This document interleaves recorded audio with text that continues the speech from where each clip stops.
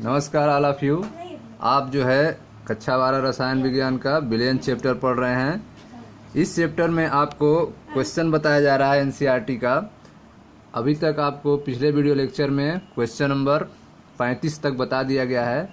आज आपको इसमें जो है क्वेश्चन नंबर 36 से आपको बताया जाएगा। क्वेश्चन नंबर 36, चलिए ध्यान से देखें। क्वेश्चन नंबर 36, 100 ग्राम द्रव ए जिसका मोलर द्रव्यमान दिया गया है 140 ग्राम पर मोल को 1000 ग्राम द्रव बी जिसका मोलर द्रव्यमान दिया है 180 ग्राम पर मोल में घोला गया।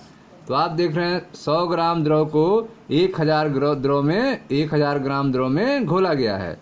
जो 100 ग्राम द्रव ए है उसका मोलर द्रव्यमान दिया है 140 ग्राम पर मोल और इसको घोल रहे हैं 1000 ग्राम द्रव बी में जिसका मोलर द्रव्यमान कितना है 180 ग्राम पर मोल है। ठीक।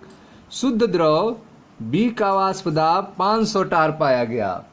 शुद्ध द्रव बी का वाष्प दाब कितना पाया गया? 500 टार पाया गया। शुद्ध द्रव ए का वाष्प दाब तथा विलयन में उसके वाष्प दाब परिकलित कीजिए। तो आपको शुद्ध द्रव ए का, तो आपको देखें इसमें शुद्ध द्रव ए का वाष्प दाब तथा विलयन में उसके वाष्प दाब परिकलित कीजिए। यदि विलयन का कुल वाष्प दाब 475 टार हो। ठीक है, तो यहाँ पे आपको शुद्ध द्रव ए का वाष्प दाब निकालना है और विलयन में उसका वाष्प दाब, ठीक है, वाष्प दाब परिकलन करना है। चलिए देखें क्वेश्चन कैसे इसको सॉल्व करेंगे। तो जो सूचना दी गई है उसके आधार पर द्रव ए के मोलों की संख्या और द्रव बी के मोलों की संख्या पहले निकालते हैं। ठीक है, उसके बाद क्वेश्चन फिर आगे बढ़ाते हैं, फिर उसका मोल अंश निकालेंगे। ठीक है, फिर ए का मोल अंश, बी का मोल अंश क्वेश्चन में दिया गया है। शुद्ध द्रव बी का वाष्प दाब दिया गया है। ठीक है, विलयन का कुल वाष्प दाब दिया गया है। उसके बाद जो है राउल्ट का नियम लगाएंगे और विलयन ए का वाष्प दाब निकाल लेंगे। ठीक है, तो क्वेश्चन की शुरुआत करते हैं। देखें ध्यान से, आपका क्वेश्चन नंबर 36 में आप ध्यान दें। शुद्ध द्रव ए के वाष्प दाब पी ए नॉट की पहले गणना करते हैं। ठीक है, द्रव ए के मोलों की संख्या, द्रव के ए के मोलों की संख्या एन ए बराबर वेट बाई मालिकुलर वेट। ठीक है, तो ए के वेट दिया है 100 ग्राम दिया है और मालिकुलर वेट कितना है 140। क्वेश्चन में आप देखें ए का दिया है 100 ग्राम, मालिकुलर वेट कितना दिया है 140 ग्राम पर मोल। तो यहाँ पर ए के मोलों की संख्या निकल जाएगी। तो ध्यान दें, तो इस तरह ए के मोलों की संख्या जो है WA/MA बराबर 100/140, यह आ गया आपका 0.7143 मोल। तो ए के मोलों की संख्या निकल गया। ठीक उसी तरह द्रव बी के मोलों की संख्या निकालिए। द्रव के बी जो है उसका वेट कितना दिया गया था 1000 ग्राम दिया गया था। उसका मालिकुलर वेट कितना दिया है 180 दिया है। दोनों क्वेश्चन में दिया हुआ है। तो द्रव बी के मोलों की संख्या निकालिए। तो NB बराबर WB/MB मान रख दीजिए 1000 ग्राम बटे 180। तो आप डिवाइड करोगे तो यह आ जाएगा द्रव बी के मोलों की संख्या। ठीक है, यह हो गया आपका 5.5556 मोल। यह हो गया आपका मोलों की संख्या, निकल गई इसका। अब आप देखो ए का मोल अंश निकालें। ए का मोल अंश बराबर, तो ए का मोल अंश XA बराबर ए के मोलों की संख्या बटे कुल मोलों की संख्या। तो ए के मोलों की संख्या NA का मान रखें 0.7143 आप बटे कुल मोलों की संख्या, मतलब NA प्लस NB। तो ए के मोलों की संख्या 0.7143 प्लस बी के मोलों की संख्या 5.5556, यह हो गया। अब इसको ऐड कर दीजिए। तो ए का मोल अंश XA बराबर, तो यह हो गया 0.7143 बटा इन दोनों को ऐड करने पे 6.2699। अब इसको डिवाइड करेंगे तो ए का मोल अंश XA बराबर आ जाएगा डिवाइड करने के बाद 0.1139। ठीक है, तो इस तरह से ए का मोल अंश निकल गया। तो अब आप बी का मोल अंश निकाल सकते हैं। तो बी का मोल अंश XB बराबर 1 - XA। बी का मोल अंश XB बराबर 1 - XA, तो 1 - XA का मान रख दें 0.1139। 1 में से माइनस करेंगे तो यह आ जाएगा 0.8861। तो इस तरह से बी का भी मोल अंश निकल गया 0.8861। ठीक है, अब क्वेश्चन में आपको दिया गया है शुद्ध द्रव बी का वाष्प दाब। शुद्ध द्रव बी का वाष्प दाब दिया है PB0 500 टार। ठीक है, तो विलयन का कुल वाष्प दाब दिया है P का मान 475 टार। ठीक है, यह दोनों क्वेश्चन में दिया गया है। अब आप क्वेश्चन आगे बढ़ाते हैं तो राउल्ट का नियम लगाते हैं। राउल्ट के नियम से कुल दाब P बराबर ठीक है, PA not into XA plus PB not into XB, ठीक है। कुल वाष्प दाब P बराबर PA not XA plus PB not XB। मान रख दें कुल वाष्प दाब P का मान 475 टार दिया गया था, PA नॉट का मान निकालना है, इंटू XA का मान आप निकाल चुके हैं, वह रख दें। PB नॉट का क्वेश्चन में मान दिया है 500, XB का मान आप निकालें, वह रख दें, ठीक है। अब जो है आगे जो है इसको सॉल्व करें, तो इसका आप मल्टीप्लाई करोगे तो यह हो जाएगा, 500 का इसमें मल्टीप्लाई करेंगे तो इतना टार आ जाएगा। तो PA नॉट बराबर, ठीक है, PA नॉट बराबर तो यह हो गया 475 और यह उधर जाएगा तो माइनस हो जाएगा, माइनस 483.05 और यह बटे हो जाएगा 0.1139, ठीक है। तो यह हो गया PA नॉट बराबर, इसको माइनस करोगे तो आ जाएगा आपका 31.95 बटे 0.1139 टार। अब इसको डिवाइड करेंगे तो PA नॉट बराबर आ जाएगा 280.5 टार, ठीक है। तो इस तरह से PA नॉट का मान निकल गया 280.5 टार, ठीक।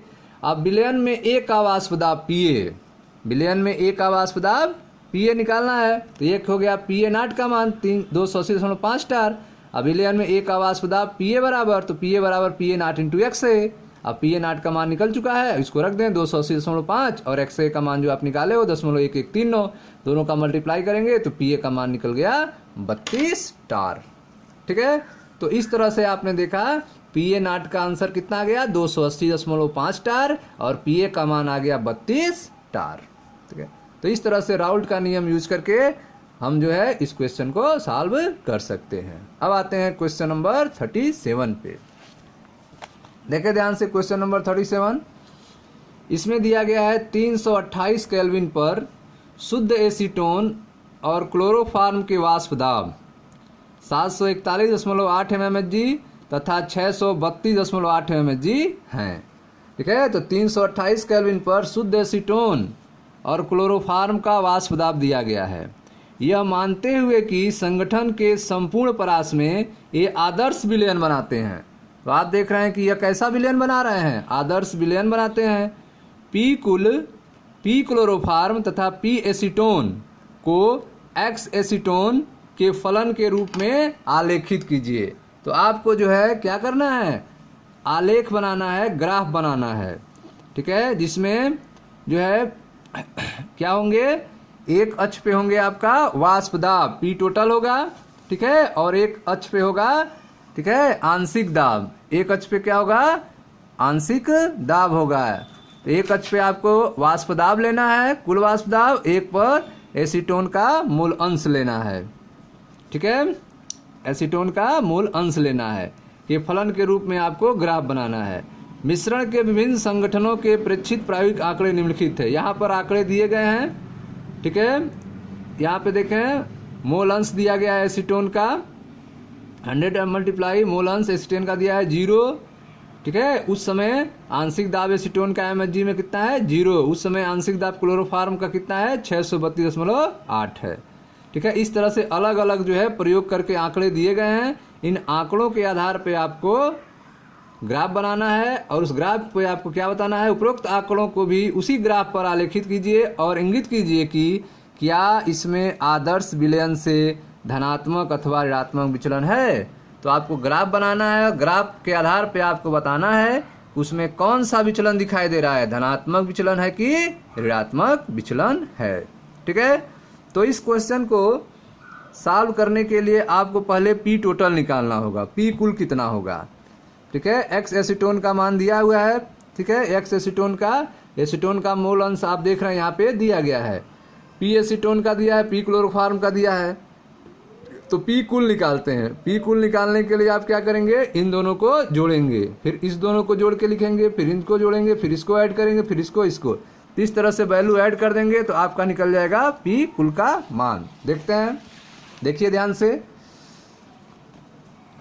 देखें यहाँ पे यह जो है X एसीटोन 0, ठीक है, आंशिक दाब P एसीटोन 0, P क्लोरोफॉर्म का यह दिया है 632.8, सब क्वेश्चन में है।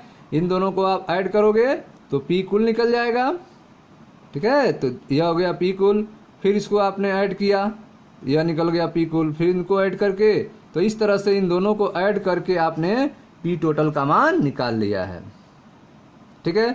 तो इस तरह से P टोटल जब निकल जाएगा तो एक अक्ष पे आपको वाष्प दाब ले लेना है, ठीक है, और एक अक्ष पे आपको एसीटोन का मोल अंश ले लेना है। और इस जो वैल्यू है इसी के आधार पर आपको ग्राफ खींचना है। जैसे यहाँ पे दिया है पहले 0 दिया है, तो मोल अंश क्या होना चाहिए, 0 होना चाहिए। उस समय जो है दाब कितना होना चाहिए, ठीक है, एसीटोन का कुल दाब 632.8 632.8, और उस समय मोल अंश कितना होना चाहिए एसीटोन का, 0 होना चाहिए। यह पहले ग्राफ में दिखाएंगे। दूसरे ग्राफ में आपको दिखाना है, ठीक है, कि एसीटोन का जो मोल अंश होगा वह 0.118 होगा। उस समय कुल दाब कितना होगा, 603 होगा, ठीक है। तो यह ग्राफ किसके लिए होगा, पी कुल के लिए होगा। एक ग्राफ जो बनेगा, ठीक है, उसमें दूसरा ग्राफ जो बनेगा वो पी एसीटोन का दिखाएगा, और तीसरा ग्राफ जो बनेगा वो पी क्लोरोफार्म का दिखाएगा, ठीक है। तो सबके लिए जो मोल अंश का मान होगा वो सबके लिए क्या होगा, बराबर होगा। लेकिन यह जो वैल्यू है पी एसीटोन का आंशिक दाब, पी क्लोरोफार्म का आंशिक दाब और पी कुल का आंशिक दाब, यह जो है मान क्या होंगे, अलग अलग होंगे। लेकिन यह जो मोल अंश है उसका मान सबके लिए क्या होगा, समान होगा, ठीक है। अब देखते हैं ध्यान से। अब आप देखो यह ग्राफ जो है बनाया गया है, इसको ध्यान से समझिए।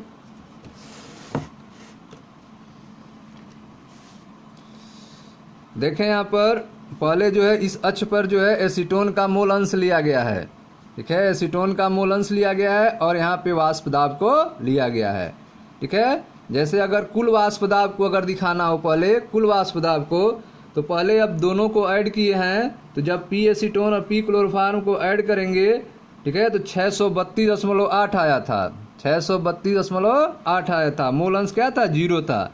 तो मोल अंश जो है 0 है, उस समय पी टोटल कितना होगा, 632.8, तो 632.8, ठीक है, यहाँ 600 हो गया, यहाँ जो है 632.8 कर, ठीक है। तो यहाँ पर हमने एक निशान लगा दिया, ठीक।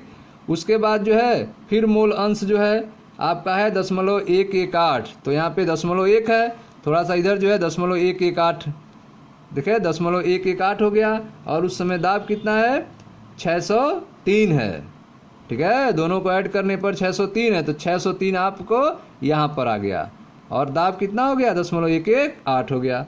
फिर जो है आपका मोल अंश है 0.234, और दाब होना चाहिए 579.5, 579.5, ये आपका 500 है, और यह 79.5 यहाँ पे लगभग आ गया 5.5, और इस पर जो है मोल अंश कितना होना चाहिए, 0.234, तो मोल अंश जो है इसके नीचे 0.2 के आगे होगा 0.234।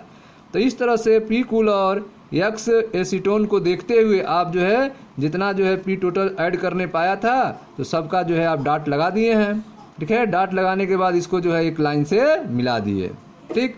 उसी तरह जो है अब जो है पी एसीटोन का बनाते हैं, ठीक है। पी क्लोरोफार्म का पहले बना लें, तो पी क्लोरोफार्म का पहला जो मान दिया था वो 632.8 दिया हुआ है, ठीक है। तो 632.8 पी क्लोरोफार्म का, तो यह जो है 632.8 यहीं पे होगा 632.8, ठीक है। और उस समय x का मान 0 होगा, तो यह 0 हो गया।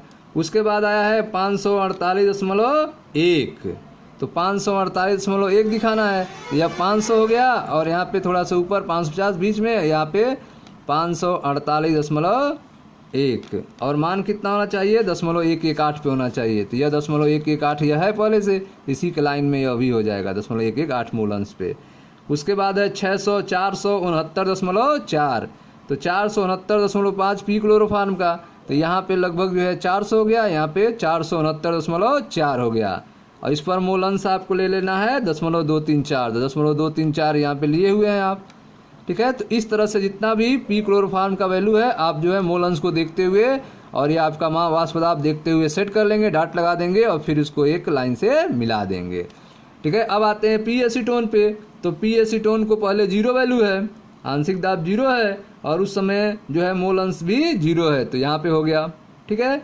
उसके बाद पी एसीटोन आता है 54.49, तो 54.9, और आपका मोल अंश आएगा 0.118, तो यह मोल अंश हो गया 0.118 का यह निशाना है, ठीक ठीक है, 0.118 और इसका मान कितना हो जाए 14.9, तो 54.9 पर यह जो है आप एक डॉट लगा देंगे।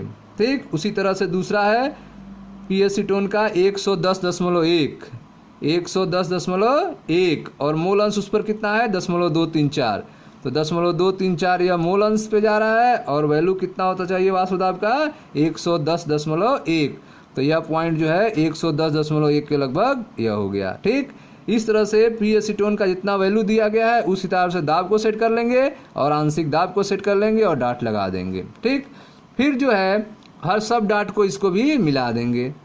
तो इस तरह से आपका ग्राफ तैयार हो गया वाष्प दाब, जिसमें तीनों को दिखाया गया है, पी टोटल को दिखाया गया, पी क्लोरोफार्म का और पी एसीटोन का। तो एसीटोन का आंशिक दाब, क्लोरोफार्म का आंशिक दाब और कुल आंशिक दाब को डॉट बना के फिर ग्राफ में ये आप देख रहे हैं उनकी लाइन मिला दिया। अब इस ग्राफ से आप क्या देख रहे हैं, ठीक है, आप देख रहे हो कि ग्राफ जो है वो नीचे की ओर झुक रहा है। यह ग्राफ जो है सीधा नहीं जा रहा है, नीचे की ओर झुक रहा है। यह ग्राफ नीचे की ओर झुक रहा है, यह ग्राफ नीचे की ओर झुक रहा है। अतः विलयन जो है वह राउल्ट के नियम से ऋणात्मक विचलन प्रदर्शित कर रहा है। ग्राफ जो है नीचे की ओर झुका है, अतः विलयन जो है राउल्ट के नियम से कौन सा व्यवहार दिखा रहा है, राउल्ट के नियम से ऋणात्मक विचलन प्रदर्शित कर रहा है। ठीक है, तो इस तरह से आपने देखा कि इस डाटा के आधार पर आपने ग्राफ बनाया और ग्राफ जो है नीचे की ओर झुका है, अतः यह राउल्ट के नियम से ऋणात्मक विचलन दिखा रहा है। अब आते हैं क्वेश्चन नंबर 38 पे।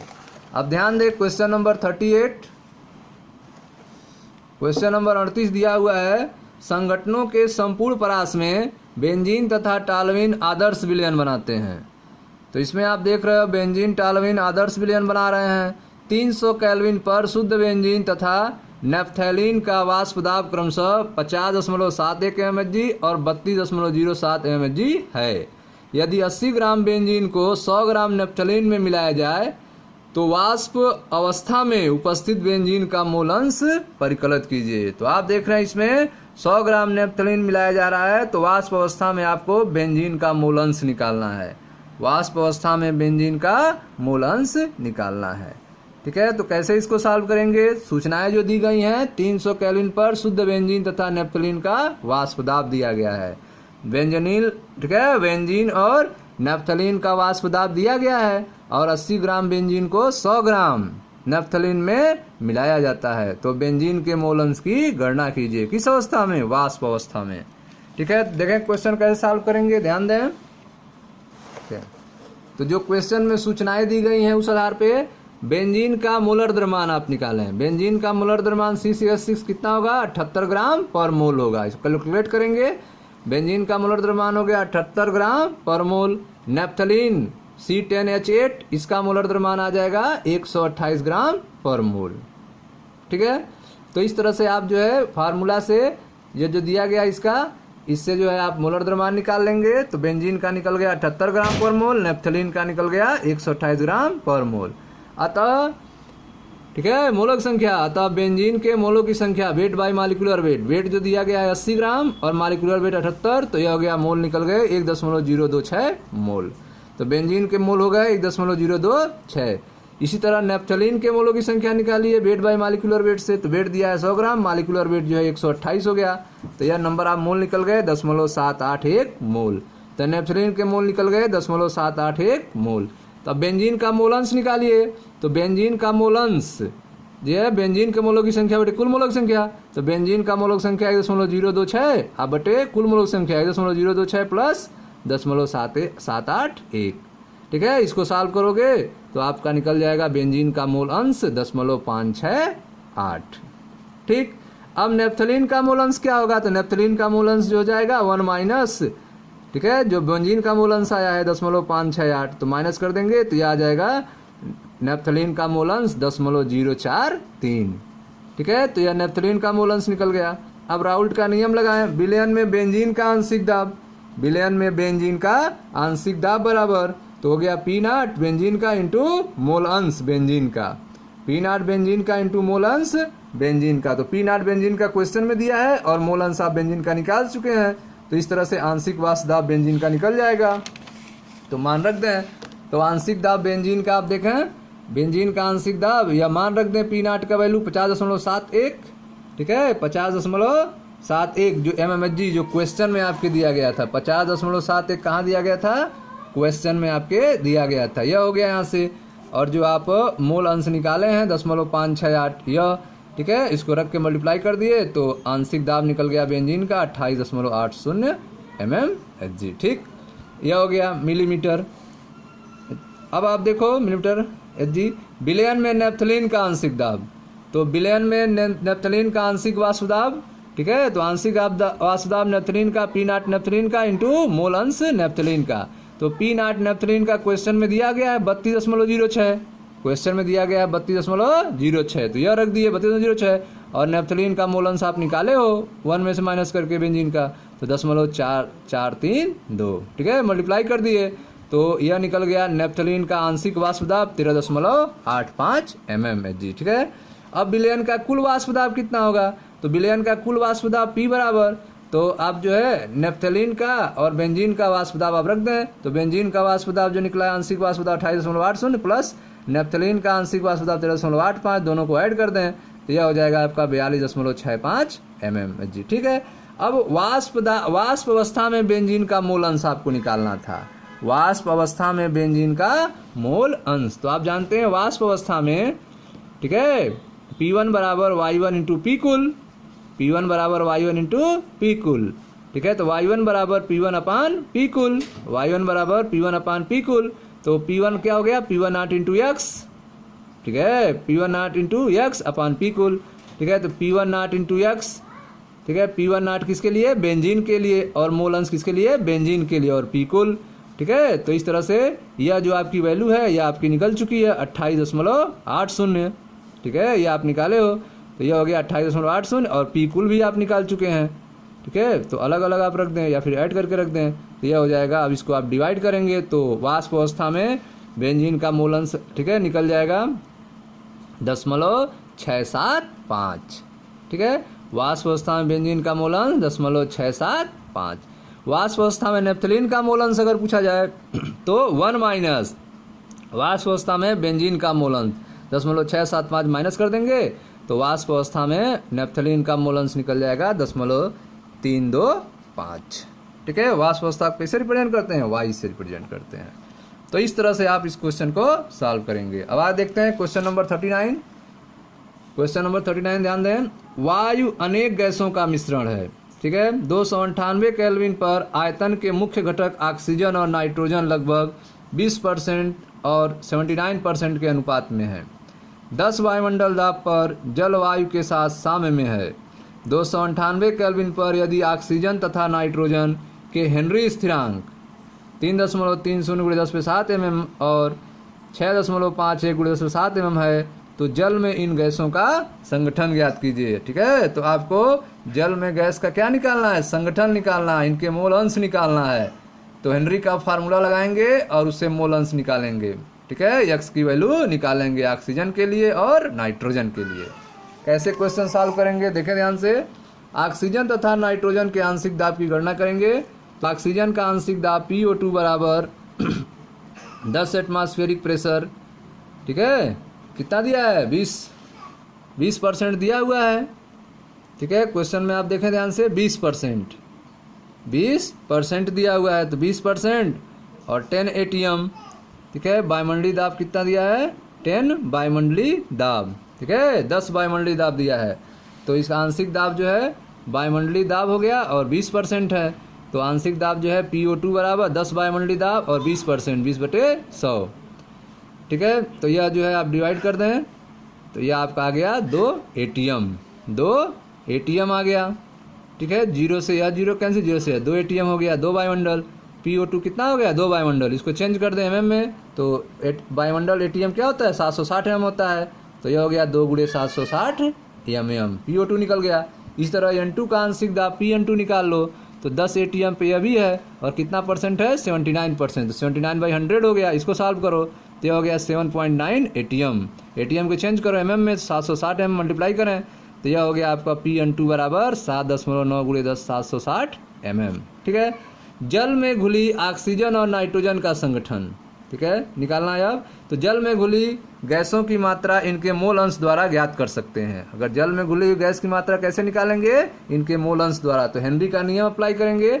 हेनरी का नियम P बराबर KH इंटू X, ठीक है। तो XO2 बराबर PO2 अपान KH। तो PO2 आपको पता है, ऊपर आप निकाले हैं 2 × 760 अपान KH का वैल्यू दिया है ऑक्सीजन के लिए, हेनरी स्थिरांक 3.30 × 10⁻⁷, ठीक है। इसको आप सॉल्व करोगे तो मोल अंश ऑक्सीजन का निकल जाएगा 4.6 × 10⁻5। पहला आंसर हो गया आपका। अब आपको निकालना है नाइट्रोजन का। तो मोल अंश नाइट्रोजन का, तो आंशिक दाब नाइट्रोजन का बेटा अपान KH। तो आंशिक दाब नाइट्रोजन का आप निकाले हो, कितना निकला है? 7.9 × 760 mm। तो 7.9 × 760 mm अपान KH का वैल्यू दिया गया है क्वेश्चन में, तो 6.51 × 10⁻7। इसको आप सॉल्व करोगे तो मोल अंश नाइट्रोजन का निकल जाएगा 9.22 × 10⁻5, ठीक है। तो इस तरह जो है आप जो है मात्रा निकाल लिए, कितना जो है अंश होगा ऑक्सीजन का और कितना होगा नाइट्रोजन का। अब आते हैं क्वेश्चन नंबर 40 पे। देखें ध्यान से, यदि जल का प्राशरण दाब 27 डिग्री सेल्सियस पर 0.75 वायुमंडल हो तो 2.5 लीटर जल में घुले कैल्शियम क्लोराइड, ठीक है, CaCl2 आई दिया है, इसके लिए 2.47 की मात्रा परिकलन कीजिए। तो 2.5 लीटर में घुले हुए CaCl2 की मात्रा आपको निकालना है यदि जल का प्राशरण दाब 27 डिग्री सेल्सियस पर 0.75 वायुमंडल हो, ठीक है। तो यहाँ पे प्राशरण दाब का फार्मूला लगाएंगे 1/2 समीकरण के अनुसार, पाई बराबर ICRT, ठीक है। 1/2 समीकरण के अनुसार प्राशरण दाब पाई बराबर ICRT। तो प्राशरण दाब पाई बराबर IC, ठीक है, N/V इंटू RT, ठीक है। आपको NB निकालने पहले, NB बराबर पाई भी, ठीक है, पाई भी अपान IRT।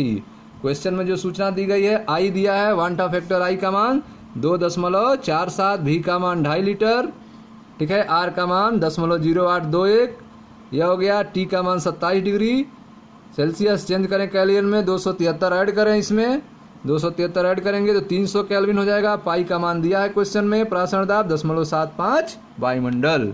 यह सारे वैल्यू जो है NB में रख दें। तो जब आप वैल्यू रख देंगे NB में तो मोलों की संख्या निकल जाएगा। वैल्यू आप रख दिए, सॉल्व कर लिए, मोलों की संख्या निकल गया 0.0308 मोल, 0.0308 मोल। अतः विलेय कैल्शियम क्लोराइड की मात्रा, ठीक है, विलेय कैल्शियम क्लोराइड की मात्रा मोलों की संख्या इंटू मॉलिक्यूलर वेट, मोलों की संख्या इंटू मॉलिक्यूलर वेट। तो मोलों की संख्या निकल चुकी है, 0.0308 हो गया। अब मॉलिक्यूलर वेट कैल्शियम क्लोराइड का 111 होता है, इन दोनों का मल्टीप्लाई कर दिए तो विलेय कैल्शियम क्लोराइड की मात्रा निकल गया 3.42 ग्राम, ठीक है। तो इस तरह से जो है कैल्शियम क्लोराइड की मात्रा निकल गया 3.42 ग्राम। अब देखते हैं क्वेश्चन नंबर 41। यह दिया गया है आपका 2 लीटर जल में 25 डिग्री सेल्सियस पर, ठीक है, पोटेशियम सल्फेट K2SO4 के 25 मिलीग्राम को घोलने पर बनने वाले विलयन का प्राशरण दाब यह मानते हुए ज्ञात कीजिए कि कैल्शियम की पोटेशियम सल्फेट पूर्णतः वियोजित होता है। तो आपको यहाँ पर पाई का मान निकालना है और यह कंप्लीट रूप से डिवाइड हो रहा है, ठीक है। तो फिर आप जो फार्मूला अभी आप अप्लाई किए हैं वही फार्मूला फिर यहाँ पर लगाएं, ठीक है। सूचना जो दिया गया है उसको लिखते हुए देखें क्या सूचना दिया था।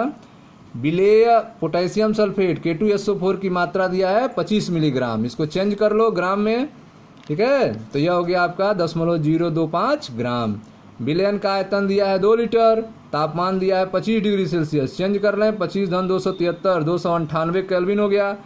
K2SO4 का मोलर द्रव्यमान कैलकुलेट कर लें, 174 ग्राम पर मोल आ जाएगा। चूंकि K2SO4 का अपघटन समीकरण या कंप्लीट रूप से टूट रहा है तो K2SO4 कैसे टूटेगा? जलीय विलयन में 2K प्लस SO4 2 माइनस, तो कितने बन रहे हैं? 2 और 1 3 प्रति मोल। वियोजन के बाद कुल उत्पन्न आयन कितने होंगे? 3 होंगे। कुल उत्पन्न आयन कितने होंगे? 3 होंगे। तो 1/2 फैक्टर I बराबर कितना हो गया? 3 हो गया।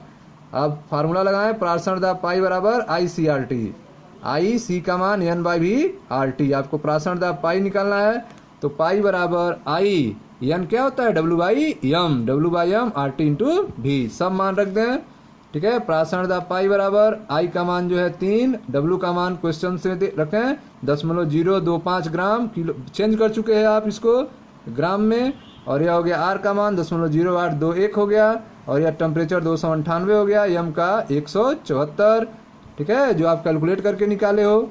और यह हो गया आपका V का मान 2 लीटर। ठीक है, मल्टीप्लाई करेंगे, इसका मल्टीप्लाई करेंगे, डिवाइड करेंगे तो प्रासरण दाब निकल जाएगा 5.27 × 10⁻³ वायुमंडल।